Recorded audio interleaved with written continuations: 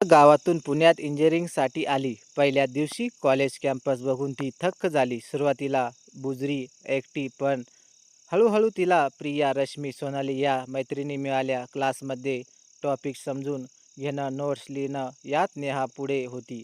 पण पहिली unit taste झाल्यावर तिला जाणवलं शहरातल्या मुलं मुली स्पर्धेत खूप पुढे आहेत. नेहाने स्वतःला झोकून दिलं.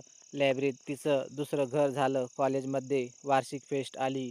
प्रिया, रश्मी, सोनालीने तिला जबरदस्ती नृत्य स्पर्धेत भाग घेऊ लागला. नेहाला भीती वाटत होती, पण जेव्हा तिने स्टेजवर नृत्य सादर केलं तेव्हा हॉल टाळ्यांनी दांडून गेला. नेहाचा आत्मविश्वास वाढला. त्या फेस्टिवलनंतर तिच्याशी रोहन बोलायला लागला. क्लासमधला हुशार, देखणा, थोडा खट्याळ मुलगा. त्याने तिच्या नृत्याचं कौतुक केलं. सुरुवातीला फक्त हाय हॅलो, नंतर अभ्यासात मदत, प्रोजेक्टवर चर्चा असं होतं गेलं. नेहाला त्याची सोबत आवडू लागली. रोहन आणि नेहा आता कॅन्टीनमध्ये एकत्र कॉफी घ्यायला जाऊ लागले. लायब्ररीत शेजारी बसून अभ्यास करू लागले. मैत्रीण नेहाची चेष्टा करू लागल्या. नेहा रोहनचं नाव घेतलं की तुझ्या चेहऱ्यावर वेगळाच चमक येतो. नेहा मात्र अजून स्वतःला समजावत होती, तो फक्त मित्र आहे. एकदा कॉलेजच्या ग्रुप प्रोजेक्टसाठी नेहा, रोहन आणि अजून 2 मित्र उशिरापर्यंत लायब्ररीत थांबले होते. बाकीचे निघून गेले, पण नेहा आणि रोहन अजून नोट्स बनवत बसले. बाहेर पावसाची सर आली होती. हॉस्टेलला जाण्यासाठी छत्री नव्हती. रोहनने हसतच तिला आपल्या बाईकवर बसायला सांगितलं. पहिल्यांदाच नेहा एखाद्या मुलीच्या बाईकवर बसली होती. पावसाचे थेंब चेहऱ्यावर येत होते, केस उडत होते आणि तिला आतून कळत होतं, हा क्षण वेगळाच आहे. त्या दिवसानंतर नेहाच्या मनात रोहनसाठी काहीतरी हलकंसं उमलायला लागलं. क्लासमध्ये तो दिसला की आपसूकून स्मित यायचं. कॅन्टीनमध्ये त्याच्यासोबत बसताना वेळ कसा जायचा ते कळत नसे. पण ती मनाशी म्हणायची, नेहा, नेहा, तू अभ्यासासाठी आली आहे, प्रेमासाठी नाही. तरीही हृदय आणि डोकं वेगळं बोलू लागले होते. एकदा क्लास टेस्टसाठी नेहा पूर्ण तयारी करून बसली होती. रोहन मात्र तयारी न करता आला आणि तिने त्याला थोडं रागावलं, इतका कॅज्युअल राहू नकोस. मार्क्स कमी आले तर भविष्यात प्रॉब्लेम होईल. रोहन हसत म्हणाला, अगं तुला जास्त टेन्शन आहे माझ्या मार्कचं की तुझ्या? हे ऐकून नेहा चिडली. दोघं थोडा वेळ बोललं बंदच करू बसले. पण संध्याकाळी रोहनने चॉकलेट आणून दिलं आणि माफी मागितली. पुन्हा हसत खेळत नाव पूर्ववत झालं. नेहा आता रोहनशी आपल्या घराबद्दल, आई वडिलाबद्दल, गावाबद्दल बोलू लागली.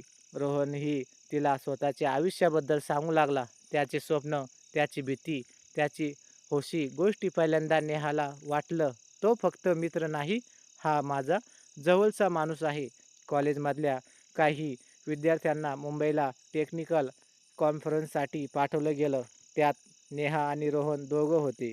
संपूर्ण 2 दिवस ते एकत्र बस, ट्रेन, हॉलमध्ये फिरले. मुंबईची रात्र, मेरीन ड्राईव्हवर थंडगार वाऱ्याचं वातावरण.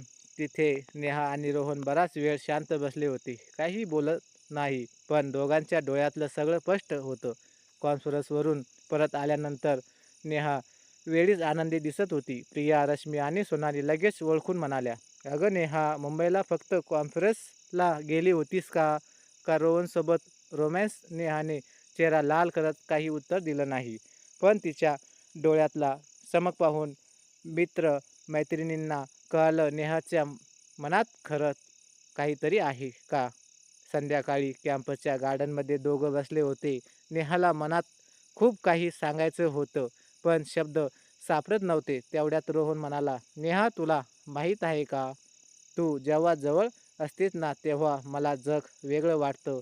नेहा थोडी घाबरली, पण तिच्या डोळ्यातून उत्तर मिळालं की काही बोलली नाही, फक्त हलकंसं हसली. आणि ते हसू म्हणजे तिची कबुली होती. आता दोघं अधिकृतपणे फ्रेंड्सपेक्षा जास्त झाले. कॅन्टीनमधल्या टेबलवर 2 कॉफी कप नेहाचे आणि रोहनचे ओळखीचे झाले. लायब्ररीत एकत्र बसून अभ्यास करणं, कॉलेजच्या फेस्टसाठी जोडीनं फॉर्मस करणे, सगळं वेगळं वाटायला लागलं. नेहाच्या आयुष्यात पहिल्यांदाच कोणी माझं आहे असं वाटत होतं. या सगळ्यात नेहाला तिच्या आई बाबांची आठवण येऊ लागली. तिला माहिती होतं तिचं कुटुंब खूप साधं आहे आणि प्रेमाबद्दल त्यांचे विचार कडक आहेत. ती मनाशी म्हणायची, आताच काही बोलायचं नाही, आधी अभ्यासात यश मिळवूया, मग सगळं बघू. पण तरी रोहनच्या जवळीकापासून ती स्वतःला दूर ठेवू शकत नव्हती. एका दिवशी कॉलेजमध्ये अफवा पसरली, रोहन आणि नेहा रिलेशनमध्ये आहेत. काही मुली हसत होते, काहींनी चेष्टा केली. नेहा खूप नाराज झाली. तिला वाटलं, लोक काय म्हणतील, माझी इमेज खराब होईल. तिने रोहनवर राग काढला. रोहनने शांतपणे सांगितलं, नेहा, लोकांचं काम बोलणं आहे, आपल्याला फक्त एकमेकावर विश्वास ठेवायचा. त्याच्या शब्दांनी नेहाचं मन शांत झालं. रोहनला माहिती होतं की नेहाला वाचनाची खूप आवड आहे. एका दिवशी तिने लायब्ररीत शोधूनही न सापडलेलं पुस्तक रोहनने तिला गिफ्ट केलं. नेहा डोळ्यात पाणी आणून म्हणाली, तुला माझ्या आवडी एवढ्या कशा माहीत? रोहन हसला, कारण मी तुझ्या प्रत्येक गोष्टीकडे लक्ष देतो. त्या क्षणी नेहाला जाणवलं, हा फक्त प्रियकर नाही, माझा साथीदार आहे. कॅम्पच्या मागच्या बागेत ते दोघं संध्याकाळी फिरायला जास्त असत. एकदा अचानक रोहनने तिचा हात धरला. नेहा घाबरून थोडी थांबली, पण हात सोडला नाही. त्या हलक्या स्पर्शाने तिचं हृदय धडधडायला लागलं.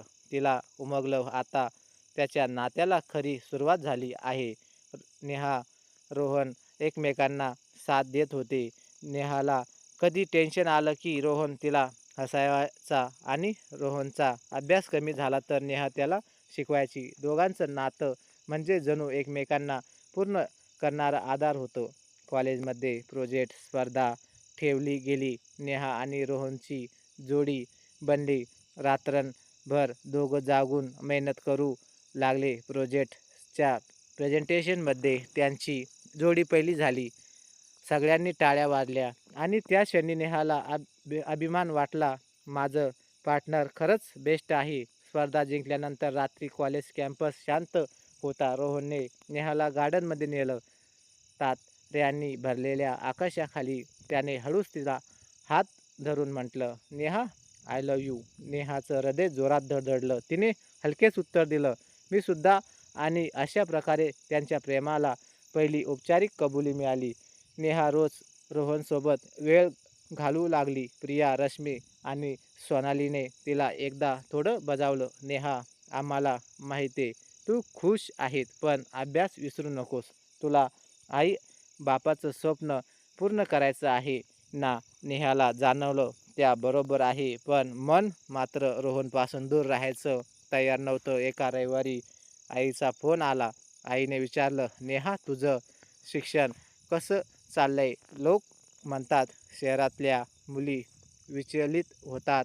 नेहा घाबरली. तिने लगेच उत्तर दिलं, आई, मी फक्त अभ्यास करते, काही काळजी करू नकोस. फोन ठेवल्यानंतर मात्र तिच्या मनात अपराधीपण आलं. मी खोटं बोलले. कॉलेजच्या फेस्टसाठी रोहन एका सिनियर मुलीशी प्रॅक्टिस करत होता. नेहा ते बघून अस्वस्थ झाली. तिने विचारलं, तुला तिच्यासोबत एवढं जवळून काम करावं लागतं का? रोहनने हसत उत्तर दिलं, नेहा, तो फक्त प्रॅक्टिस आहे.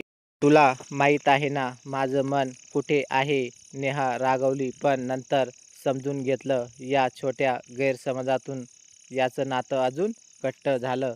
क्लासमधून एक पिकनिक ट्रिप झाली. बसच्या प्रवासात गाणी, खेळ, धमाल. पण नेहा आणि रोहन वेगळ्याच दुनियेत होते.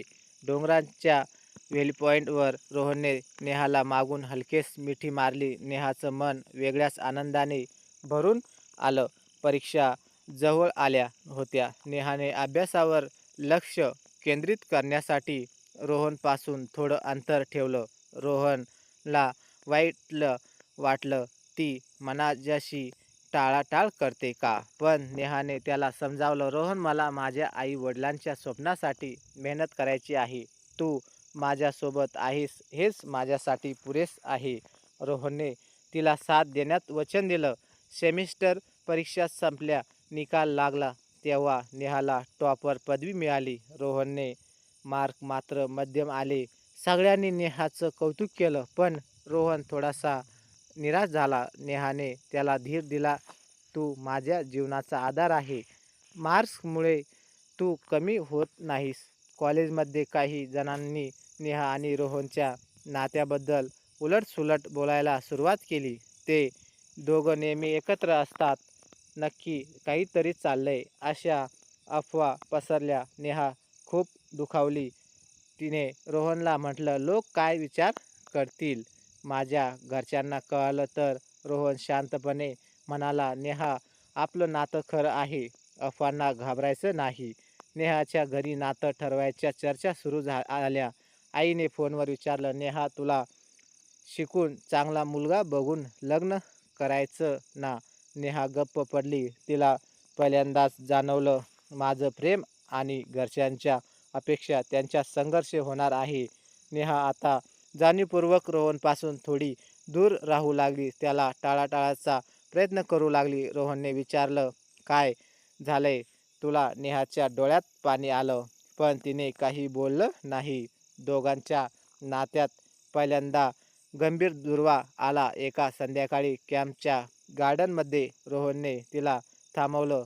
तो म्हणाला, नेहा मला माहीत आहे तू घरच्या दडपणाखाली आहेस, पण जर आपलं प्रेम खरं असेल तर आपण दोघं मिळून सगळ्यांना पटवू. फक्त तू मला सोडू नकोस. नेहा रडत म्हणाली, रोहन मला तुझी साथ हवी आहे, पण मला भीती वाटते. दोघांनी एकमेकांना मिठी मारली. त्यांनी उमगलं. आता पुढे त्याचं प्रेम कसोटीवर उरणार आहे. तर मैत्रिणींनो आणि मित्रांनो, तुम्हाला कथा कशी वाटली कमेंट बॉक्समध्ये नक्की कळवा. आणि व्हिडिओ आवडला असेल तर व्हिडिओला लाईक आणि शेअर करा. आणि अशाच नवनवीन कथा दररोज न चुकता ऐकण्याकरिता आमच्या चॅनलला सबस्क्राईब नक्कीच करा. धन्यवाद.